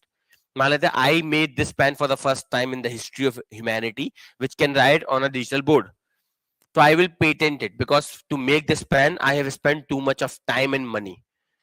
And I want to exploit the sale of this pen for some years exclusively. India mein we give 20-year patent. But once this patent expire, because 20 year में हम assume करते हैं you may have recovered all the money and time you invested for this pen. After that this pen can be made by anyone.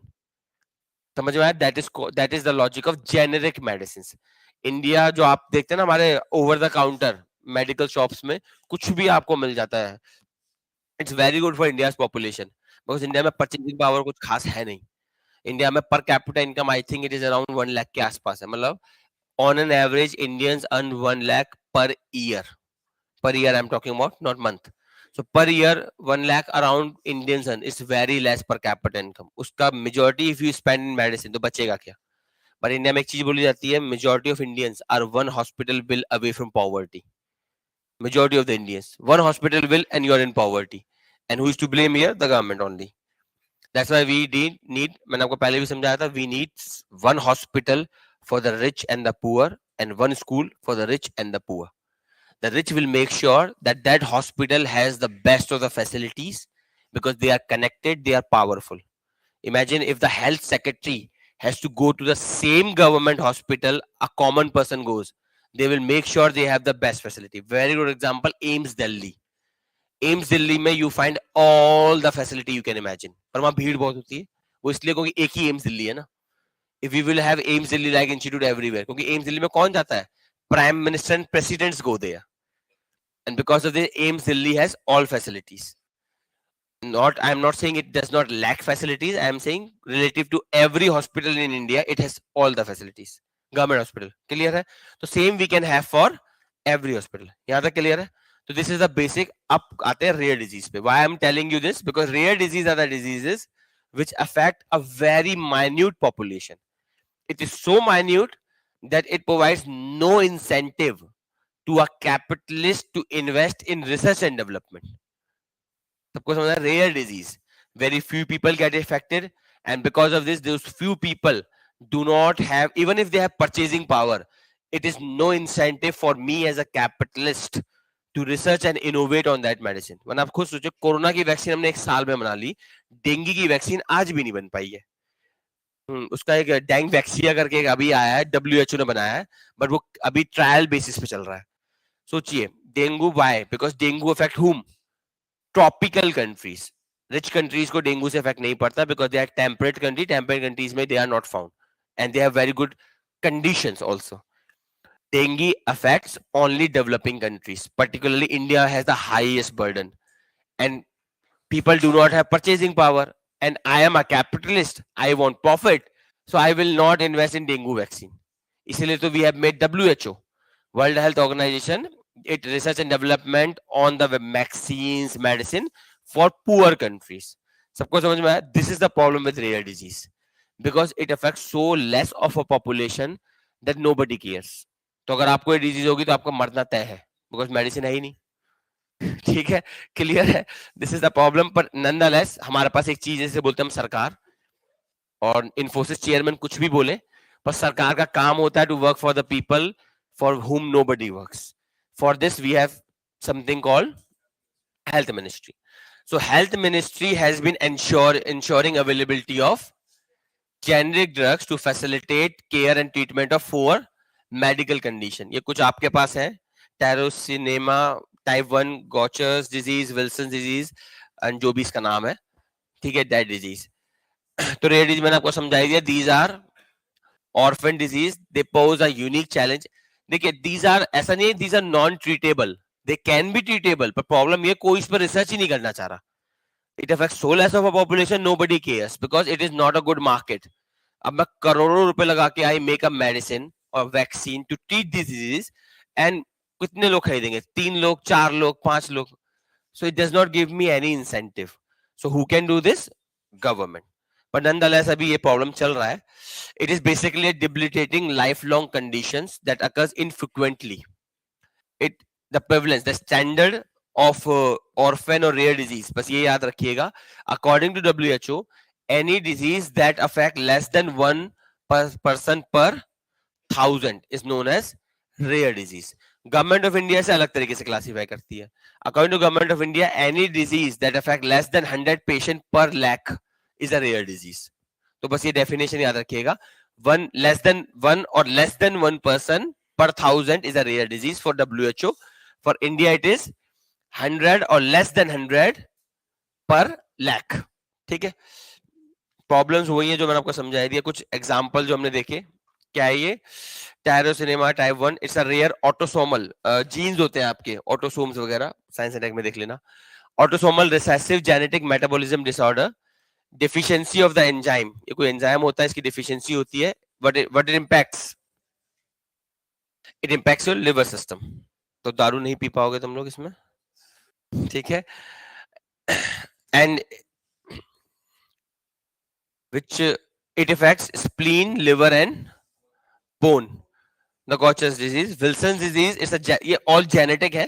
It impacts it in copper in organ. It lead to an enhancement of copper in organ, particularly your liver, brain and cornea. So these are the different organs they impact. What is the status of rare disease in India? There are around 450. India में there are around 450 rare disease, with 80% of the affected population is having 350 rare disease. India में cases are around 80 to 96. Figures याद मत रखिए, but generally याद रखिए around 400 disease है, इतना याद रखना बस. That there are around 400 disease, rare disease in India, बस that's it. बाकी ये figures कुछ मत याद रखिए, पर ये जरूर याद रखिएगा. That there are around 400 disease in India, out of which around 80% are genetic. बस ये दो चीजें याद रखनी है. तीसरी चीज, that less than 5% of them has any therapy. बाकी में आपको हुई तो आपका टपकना तय है, ठीक है. तो this is the problem we have. और क्यों है प्रॉब्लम मैंने आपको समझा ही दिया था. इसके लिए गवर्नमेंट इनिशिएटिव क्या है? सो इफ फिगर्स में समझ में आया, क्या याद रखना है? Please remember that there are around 400 rare disease, more or less, out of which 80% are genetic, and for less than 5% we have a cure or therapy. That's it. बाकी figures काम के नहीं है. गवर्नमेंट इनिशिएटिव में you have national policy for rare disease. It aims to lower prevalence and whatever. Next, you have production link incentive for pharmaceuticals. Means if a pharma company produce medicine for rare disease, government of India provide them incentives. Incentive in form of tax breaks, revenue, income support or whatever is there. Next is CDSO. CDSO, Central Drug Standards Control Organization. This is the body that gives approval to medicines in India. इसका नाम याद रखिएगा, CDSO. This is a body that gives approval to India. And एक और चीज जो यहाँ mention नहीं है, it issues something called DAPCO, Drug Price Control Order. CDSO issues something called DAPCO, Drug Price Control Order, under which it can control prices of any medicine. It can mandate, जैसे recent में various transplant like stunt and all, their prices have been reduced to 10 times. 1 lakh का था, अब 10,000 का मिलता है. Why? Because they have been included in DAPCO. ठीक है, CDSO का नाम याद रखिए, important body है. Last we have is Genomics for Understanding Rare Disease. It's an India Network Alliance kind of non-profit organization working for this. So these are some initiatives. So let me summarize this news entirely. Rare disease is a kind of disease which affects a very less population. It does not provide good incentives to capitalists to invest, and that's why governments have to step in. The status in India is around 400 diseases are there. 80% of them are genetic. Around 80% of them are genetic, and less than 5% have a cure or a therapy. Remaining are on the mercy of Ram only. ठीक है. ये body आपको पता ही होगा, council for scientific and industrial research. It basically carry out research on disease and everything. India की body है. चलिए fine, small news थी. Next, national pension system.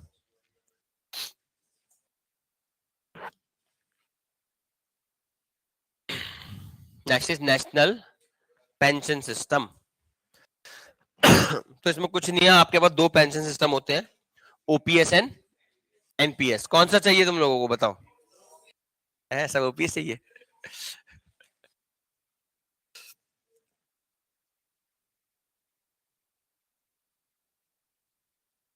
आपको लगता नहीं अगर ओपीएस आ जाएगा तो मणिपुर जैसे और इंसिडेंट्स होंगे? सोचिए.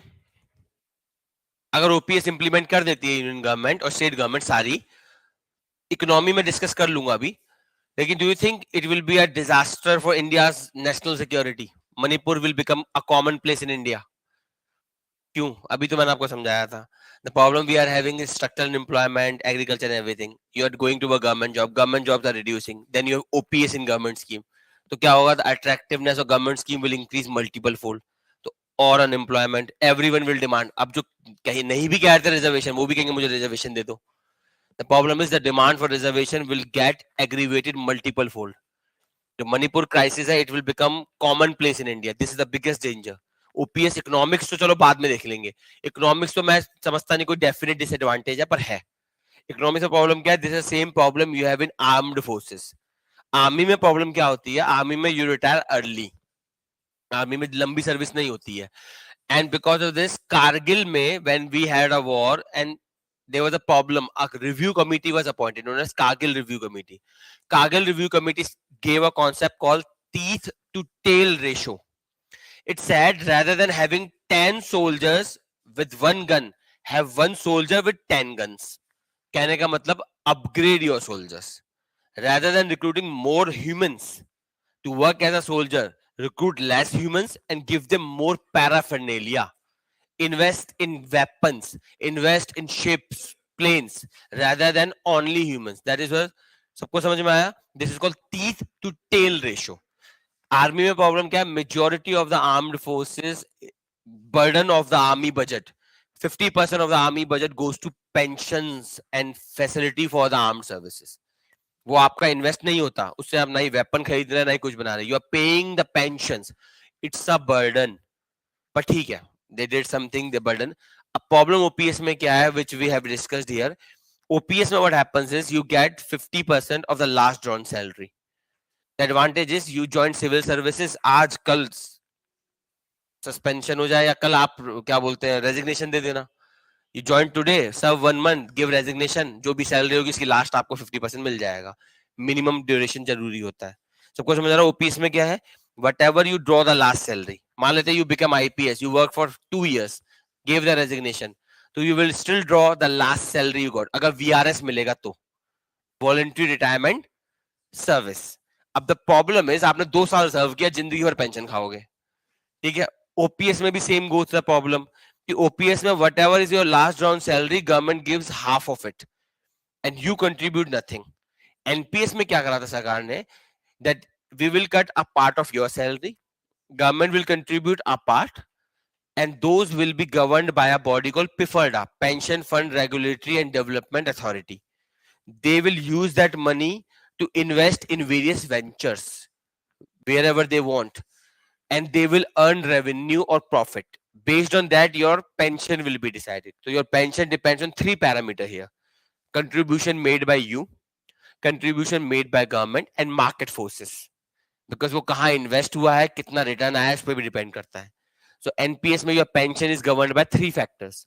ओपीएस में your pension is governed by nothing except your last drawn salary. बात समझ में आई? अब प्रॉब्लम इकोनॉमिक है. प्रॉब्लम ये है दैट 1990 में we witnessed a very severe balance of payment crisis and economic crisis very severely. Government of India first of all says I cannot afford that much pension. But अब मुझे लगता है OPS इतना बड़ा problem है नहीं. क्यों नहीं है? बिकॉज गवर्नमेंट जॉब वैसे भी बची कितनी है. Previously it could be a problem when government was doing everything under the sun. Nowadays government jobs are anywhere reducing at a fast pace. जो बची है गिनी चुनी वो भी कुछ समय में खत्म हो जाएंगी. So because of this the government OP implementing OPS may not be a big disaster but will be a crisis, economic, particularly for the state finances. जैसे आपका इसमें पंजाब का मैंने एग्जांपल लिखा होगा.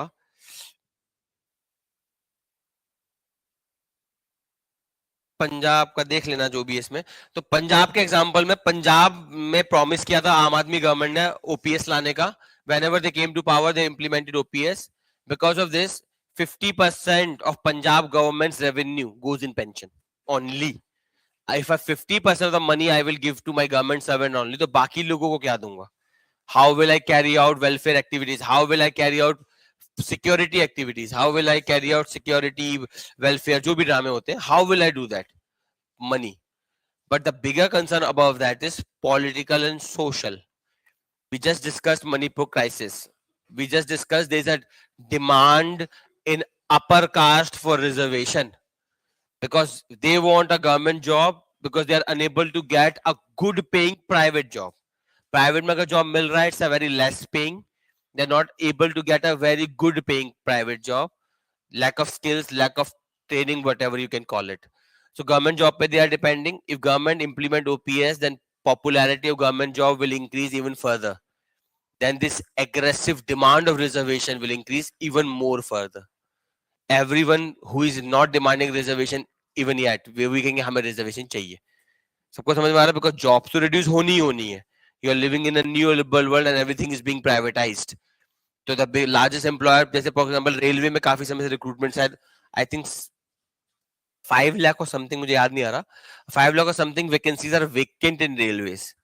Why they are not being recruited? I think आपको याद हो economic survey ने pondered over this question of privatization. I think economic survey 17-18 था.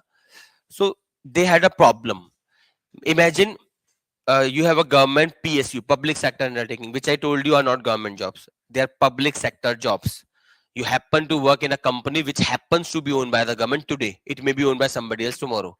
But nonetheless, you joined that company, you prepared for an exam, you gave the exam, you joined the company thinking it's a government kind of job. Not government, but at least government kind. A government want to privatize that public sector. अब the problem comes is you start protesting, as happened previous month. No media covered, इसलिए शायद आपको ना पता हो. It was all India protest in Delhi and large number of employees. पूरा रामलीला मैदान भरा हुआ था. None of the media covered because they are literally controlled by few capitalists, or capitalists does not want this protest to be covered. सबको समझ में आया? So this protest was happening. Why they were protesting? Against privatization. This is a problem. I have a public sector company. You got the job thinking it's a government job. Now tomorrow you listen, government is thinking of privatizing it. अब you come to square one. 5 साल बर्बाद भी करे, कुछ मिला भी नहीं. So you start protesting. So economic survey found a very good solution for this. Something called as exit by liberalized entry. The solution was exit by liberalized entry. This is what is happening right now in India. That's why railway में 5 lakh vacancies are there and government is not filling them up. Majority of government jobs में आप देखिए बहुत vacancy है इस वक्त. I think 50% of IAS vacancy and IPS vacancies are there. 50%. जो cadre strength है उसकी 50% vacancies available हैं अभी, पर recruit नहीं किए जा रहे हैं. बहुत limitations है. The reason being, what is the prime reason? The prime reason is government is thinking of privatizing things. Up there are two ways. Either you privatize the company and people protest. Second way is stop recruitment. मान लेते I have a company of 100 employees, government company. What I will do is I will stop new recruitment. So इसका फायदा क्या होगा? If you will not join the company or not become the member of companies association, you will not become the part of members protest. You will protest, but as a student asking for a job, not as a person who has a government job. So new blood is not coming into the company. Old people will keep on retiring. The people who are in between, I will give them VRS. I will tell them, मान लेते हैं you are at your 35 years of age, so you have still कितना 25 years of service. 25 years of service में मैं बोलता हूँ, government बोलती है आपसे that I calculate you will get roughly around salary जो भी मैं आपको पे करूंगा, it shall be around मान लेते हैं 5 crore rupees in this 25 years. I will pay you 10 crore rupees today. इसे लो और निकलते बनो. You are like okay fine. This is called exit by liberalized entry. दोबारा रिपीट करता हूं. New people will not be joining the company. Old people will be retiring automatically. The people in between will be given VRS with a lucrative offer. So what will happen? That company will slowly shrink, and at one point it will die itself. This is called exit by liberalized entry. And whatever the space the company will leave, it will be given to private company. Very good example is telecom sector of India. BSNL and MTNL was intentionally killed by the government by exit by liberalized entry. First they stopped the recruitment, then they started shrinking the company. By old people kept on retiring, mid people ko government offered VRS, very lucrative VRS. So a large number of people took VRS. Over time company क्या होती चली गई? छोटी. And now telecom में You have no MTNL, देखिए more or less dead है. BSNL है but बहुत ही limited है. BSNL is available in security areas and provide government services majorly. Lastly, you have only 3 companies in telecom. All 3 are private. सबको समझ में आया? This is how you carry out privatization, and that is why, in spite of having lakhs of vacancies today, government is not hiring them. सबको समझ में आया? अब अगर OPS आएगा तो ये और तेज हो जाएगा. गवर्नमेंट OPS दे तो देगी out of political pressure, but this exit by liberalized entry will intensify. OPS मिल जाएगा पर रिक्रूटमेंट नहीं होगा. कर लो OPS, क्या करना है तुम्हें. समझ में आया? तो OPS के साथ बहुत सी प्रॉब्लम है. First, government under political pressure will give you OPS, but it will be a deep burden on state finances. Like how will it cater to other services? First thing. Second thing, the bigger problem of socio-economic unrest. The people who don't have a job, which is majority of India, for them, government job will become even more lucrative. And they will start, अभी तो वो 2 साल पे पे करते हैं, फिर वो 4 साल और पे पे कर लेंगे government job के लिए. And the problem with this is too much unemployment, and most important, too much pressure for reservation. And the Manipur kind of violence will become a commonplace in India.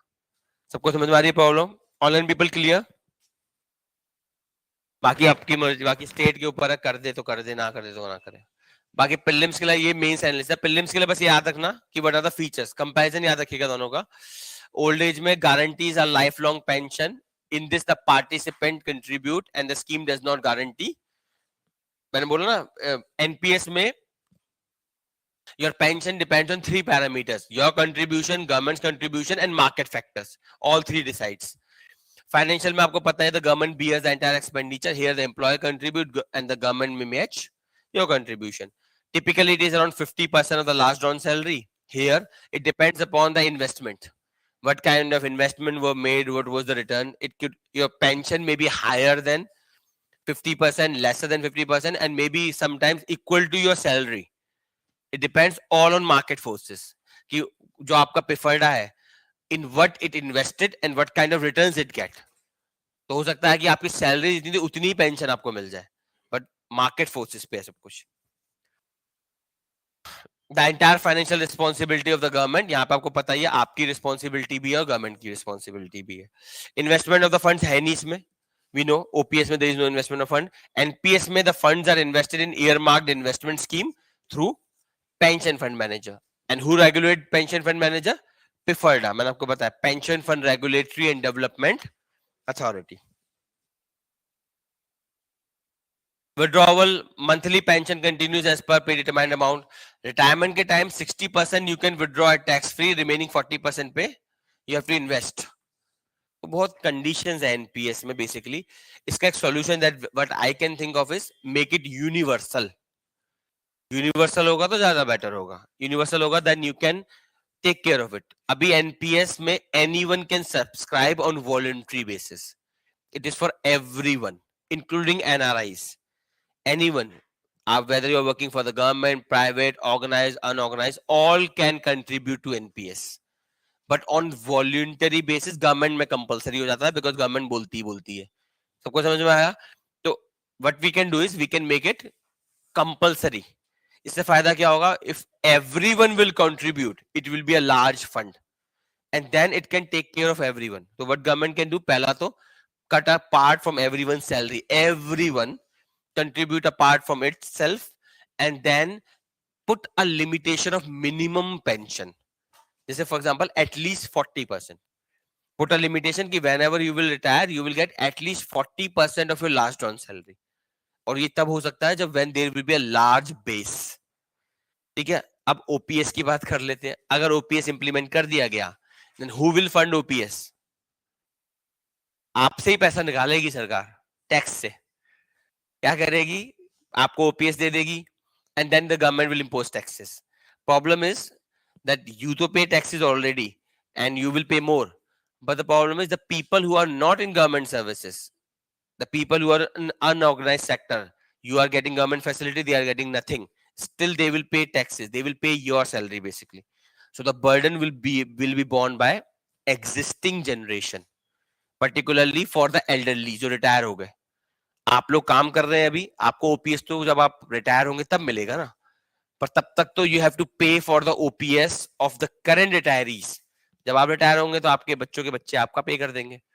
ठीक है, clear है? तो problem is intergenerational parity. एक और problem OPS से है, intergenerational parity could be hurt. They may not have paid taxes for their elderlies but you will pay taxes for them. अब पता नहीं आपके बच्चे क्या पता दे ना दे, क्या पता, right? It's a long time. 30 year के होके 60-30 साल आप सर्व करोगे, तब तक क्या बदल जाए समाज में किसे पता है. ठीक है, आपने पे कर दी ओपीएस के लिए पर आपके बच्चों ने मना कर दिया, हम नहीं दे रहे, निकलो. चलिए, anyway, clear all this issue. There is no strict solution. The solution that I could think of is have made this universal, have a large corpus, put a minimum limit so that people do not fear it. That could be the solution. बाकी मर्जी है, जो चाहे करो. Last क्या, north east insurgency. अरे यार कितनी न्यूज बची है भाई. ये लास्ट है, इसके बाद वाली कुछ खास नहीं, खुद ही पढ़ लेना. ठीक है. North east insurgency, let me summarise what is the problem. Same problem. North east को, the reason of insurgency in north east is when Britishers annexed Northeast, they did not govern Northeast in an integral manner. They kept Northeast as a separate entity and promoted Christian missionaries there. This was the biggest problem, that Northeastern people do not felt them connected with mainland India. You say this, आपको पता होगा modern history में Simon Commission came in India. When Simon Commission came to evaluate on constitutional reforms in India, the Naga, there was Naga Socialist Council something. So they gave a letter to the Simon Commission, Naga people, that whenever the Britishers leave India, we the Naga will have a separate future. The logic was, they said the Nagas and Indians have nothing in common. आज भी Nagaland में you will find walls where it is written Nagas are not Indian, Indians are not Nagas. So it was a common sentiment in majority of the Northeast. And who is to blame? The British government's intentional policy of keeping it separate from mainland India, plus putting Christian missionaries to convert them. जैसे नागालैंड में what is the official language of the state? पता है किसी को? English है. और मैंने आपको बताया था, if you want to kill somebody's culture, kill their language first. If they are speaking English, then they understand Christianity better than their own native religion. हाँ, कई सारी स्टेट में, नॉर्थ ईस्ट के कई सारी स्टेट में इंग्लिश ही official language है. The reason is, और भी रीजन है, वहां पे ट्राइबल है तो उनकी अलग अलग लैंग्वेजेस है. It become hard to have one language, जो भी ड्रामे है. So this is the thing we have. पहला reason. Second problem in north east, government of India's approach. Why insurgency in Northeast? First तो Britishers हो गया. Second reason, government of India's approach, high-headed approach. अब understand the problem. मैंने शायद आपको बोजीजी का example बताया होगा, 2011 अरब स्प्रिंग बताया था कभी. सुनिए क्या होता है. 2011 में Tunisia is a small country on the northern Africa. There was a hawker, common street hawker known as Bouzizi. That person was a common street hawker, as you see in the Delhi also. There was a lady cop. She came to him and asked some bribe, as police wale do everywhere in the world. So she did her constitutional duty of asking bribe. So that person did not have it. So what happened is she slapped him. That person got hurt and that person burned himself alive. That burning incident unleashed a revolution in Tunisia. The Tunisian government fell and that fire spread through the entire Northern Africa and Middle East. 22 governments of the world fell. A single woman cop, her mistake of slapping a commoner, and 22 government of the world get down. Kyun? Understand? Let's say, for example, I told you, you have spent your entire day, you are very frustrated, something happened at home, something happened with relationship, whatever. You have very bad mood. You come to the class in the evening, somebody makes a remark, you are like, up to aja. Now we have a out and out war. Ab to main mar jaunga, kar jaunga wala scene hai. But if you have a very good mood, very cherishing mood, somebody makes a good comment or bad comment, you are like, हाँ ठीक है. What happened here? Mood. The people were already angry with their government because these were dictatorships. They were frustrated, they were angry, they were just waiting. The powder was there, they were just waiting for someone to light it, and the Bouzizi lighted it. जैसे मणिपुर में मैंने आपको बताया, all conditions were already there. The eviction orders, the control of the state, the Hindutva politics, it has created the ground. The light to that ground was the High Court's order. Same thing happened in 2011. The Bouzizi self-immolated himself. A lot of people who were angry with the government, they came to protest. And one after another, the government of the Middle East started to fall. One after another. 22 governments. It's a big thing. Just because a lady cop's mistake. This is what we call butterfly effect. Butterfly effect. It says when you start something, you cannot know the consequences. It can go in any direction. You start something, for example, you start civil service preparation कि IAS बनूंगा, क्या पता आप नेता ही बन जाओ. Who knows? You are giving some speech in the class, कोई आपके पास वाले ने वीडियो बना ली, फिर बजरंग दल आपके घर पे आया, आओ तुम्हें रिक्रूट कर लेते हैं हम. ठीक है. So this is, you started something with some other intention, but you have no idea where it will culminate. It can culminate in what you desired, or it can also culminate in something else you could not imagine. Good or bad, both. सबको समझ में आया? That is the thing you need to remember in insurgency. Government of India has a law known as Armed Force Special Power Act, AFSPA.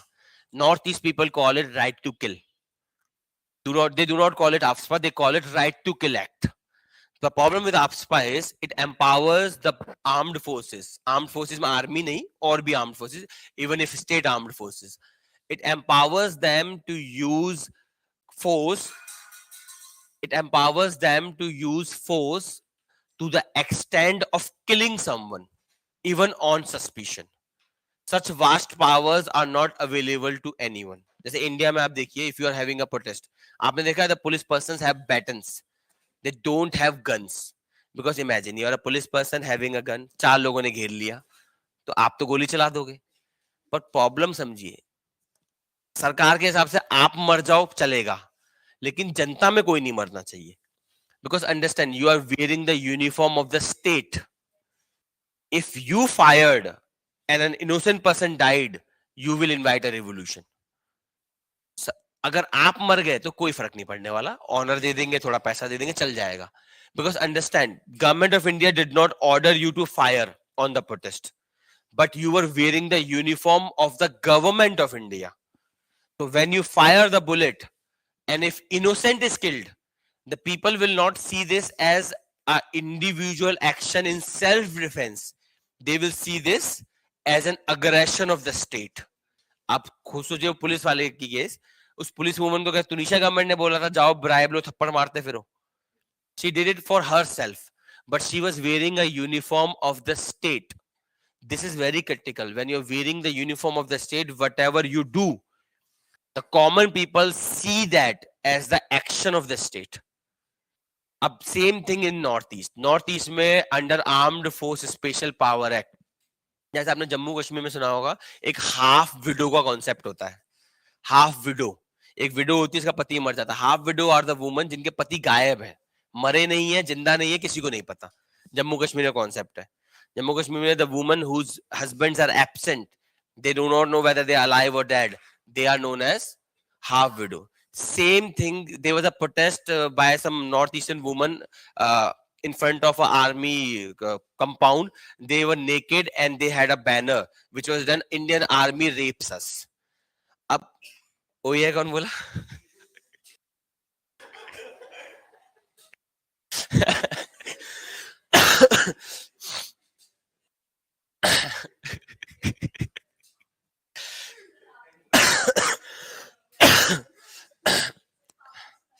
अरे वो इतनी तेज बोला यहाँ पे आवाज.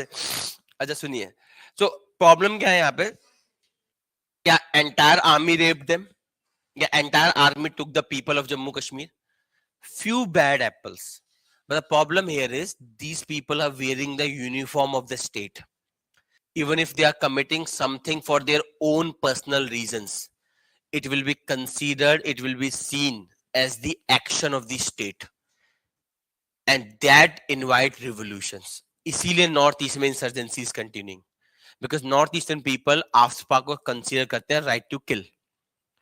imagine yourself, you are a northeastern, you don't want to protest, you just want to prepare for civil service. For example, you are in Delhi preparing for civil service. Back at home, your father was executed by an army officer wrongfully, unintentionally. He thought that that person may be member of ULFA, जैसे इसका नाम है ये United Nation Liberation Front, NSCN, National Socialist Council of Nagaland. There are so many bodies in Northeast.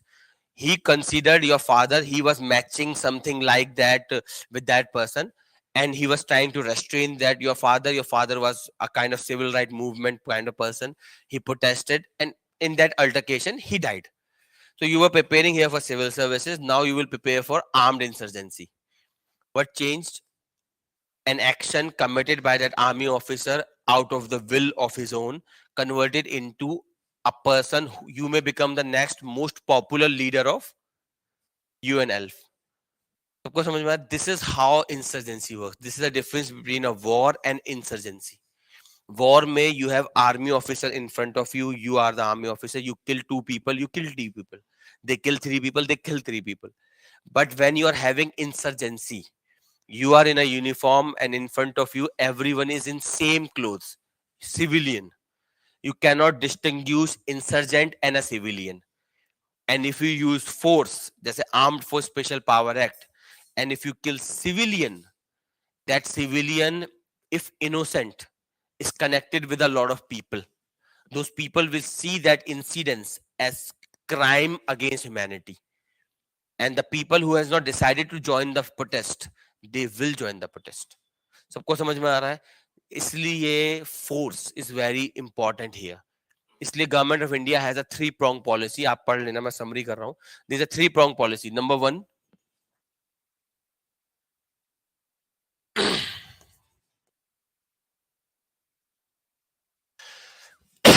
government of India always have a proportional use of force theory.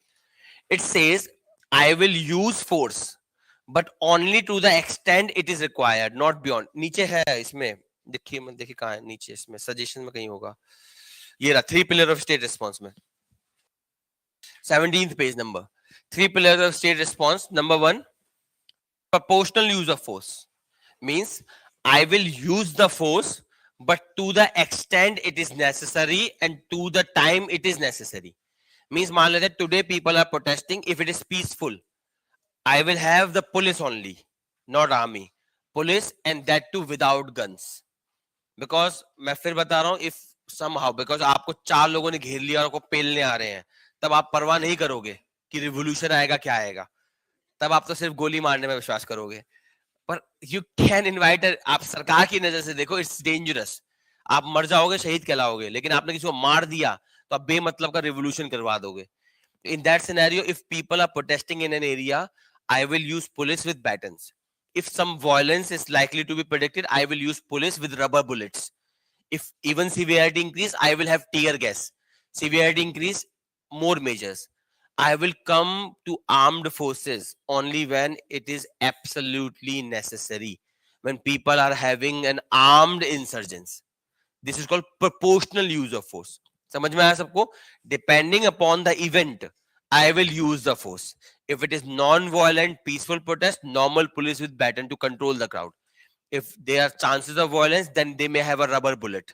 If there are even better chances, I will have water cannons. I will increase severity depending upon the type of event. This is called proportional use of force. इसका purpose क्या है? To avoid any mishappening. To avoid any civilian peaceful protest में आपने गोली चला दी, बस कहानी खत्म है फिर. You cannot contain that protest then. It is uncontainable. Peaceful protest में गोली चल गई तो सबको समझ में. इसलिए पीसफुल प्रोटेस्ट में क्या चलते हैं? रबर बुलेट चलती हैं, वाटर कैनन चलते हैं, बैटन चलते हैं, गन्स नहीं चलती है. लेकिन नॉर्थ ईस्ट में आपके पास एक लॉ है जिसका नाम है armed force special powers act. In that even if on a suspicion the armed forces can use force even to the extent of causing death, and a lot of people have been killed, and that's why insurgency is not ceasing in India. पहला step समझ में आया? proportional use of force. जैसे मैंने इसमें आपको एक example दिया है, इसमें ये कोका पत्थर इंसिडेंट ऑफ 2006, यहाँ पे एक अजीत महंत का कोई व्यक्ति था, civilian. He was picked up by the army on suspicion of being linking to ULFA, United Liberation Front of Assam. Assam बोलते हैं इसे. He was found dead later within few weeks in the army custody. The people protested. The police fired to quell the protest. और इसका फायदा किसको मिला? इस पूरे ड्रामे का फायदा सिर्फ इसको, उल्फा को फायदा मिल गया. उल्फा ने बोला, देखा मैंने बोला था, Indian army is not here to protect you, to kill you. Same is the region of Afghanistan. How come Taliban come into power within a week of US going out? Because Taliban was successful in convincing the people of Afghanistan that these US soldiers are here not to protect you but to kill you. Because obviously baat hai, US soldiers have guns, or sometimes their guns are used and bullets fired, they kill anyone, including innocents. 5 lakh people died in Afghanistan, and I can guarantee out of 5 lakh, 4 lakh will be innocent. 1 lakh may be terrorists, but 4 lakh to innocent hai. Or those 4 lakh may be having 40 lakh of population. They may be somebody's relative, friends, family, and whomsoever died unjustly because of the army of America. Of course, those people will protest. Isliye they supported Taliban. You cannot quell. Afghanistan is a very good case study. If you try to use hard force against an insurgency, you will always be defeated. When world superpower cannot dominate Taliban, then how can you dominate any insurgency? इसीलिए we have a law of proportional use of force. हम उतनी इस्तेमाल करेंगे जितनी जरूरत है. एक बार को हमारे सोल्जर्स मर जाएं, हम वो टॉलरेट कर लेंगे, लेकिन अगर सिविलियंस मर गए, दैट टू इनोसेंट सिविलियन, वो हमारे लिए टॉलरेट करना मुश्किल पड़ जाएगा. सबको क्लियर हो रहा है? This incidence clearly highlight that. Second stage is dialogues and negotiation. Government says, I will go for proportional use of force. I will use the force as much required, but the table of negotiation is open forever. Whenever you give a weapon, come to the negotiation. कल आप हो सकता है, you may have killed 10 soldiers. Next day, if you are on negotiation table, I will talk with you. यहाँ पे इसलिए नहीं कि I am forgiving you for killing the soldier, but because you represent a cause. आपको मारने से cause नहीं मरेगा. सबको समझ में आ रहा है? Killing a person does not kill the cause, and if the cause is not killed, the insurgency will continue forever. If I kill the cause, everything will die automatically. That's why the second stage is dialogue and negotiation, and the third stage is whatever we will agree on the table, I will implement. That's why northeastern states have high autonomy. Nagaland में no law of parliament applies without Nagaland's legislature approving it. Same Manipur वगैरह में you have an inner line permit. No Indian can enter into these states without the state government's permission. Why we have given this special right to those people? Because if we won't give them, they will carry out insurgency. This is called structural. सबको समझ में आया? You have violence, I will use proportional force, but I will have a negotiation table. Whenever you will come to negotiate, we will negotiate, and whatever you want, I will give you under the constitution called structural change. But only one condition: give up weapons. Clear है? That is what has happened to this Manipur organization, जो भी इसका नाम था. Clear है सबको? चलिए, bye bye, हो गया बहुत, मेरा भी हो गया. एक मिनट. चलिए, bye bye. We'll meet again next Saturday. We'll do.